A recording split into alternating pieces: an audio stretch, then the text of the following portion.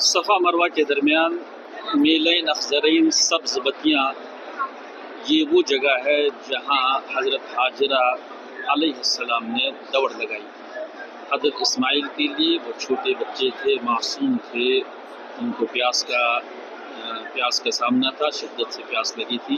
اس وجہ سے دوڑ لگائی کہ آگے جا کر مروہ پہاڑی پر دیکھیں کوئی شخص، کوئی قافلہ ملے اور ان سے کچھ خرد و نوش کا سامان دیا جا سکے۔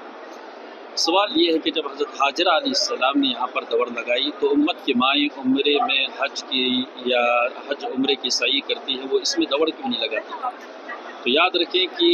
حج اور عمرے کے جتنے بھی ارکان ہیں اس میں رسول اکرم صلی اللہ علیہ وسلم کی ہم اتباع کرتے ہیں، اور رسول اللہ صلی اللہ علیہ وسلم کا حکم مردوں کے لیے یہ ہے کہ آپ یہاں پر تیز قدم چلیں اور عورتیں وقار کے ساتھ چلیں۔ نمبر 2 یہ کہ جس وقت حضرت حاجرہ نے یہاں پر دوڑ لگائی ہے خدا کے سوا انہیں کسی نے نہیں دیکھا ہے، اور آج اگر امت کی ماؤں کو یہ حکم دیا جائے کہ سعی کے وقت آپ یہاں دوڑ لگائیں،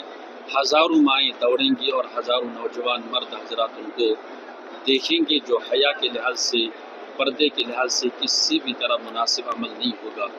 بہرحال ہم یہاں پر تمام حج کے ارکان میں رسول اللہ کی اتباع کرتے ہیں، اور رسول اللہ نے مردوں کے لیے دوڑنے کا حکم دیا، عورتوں کے لیے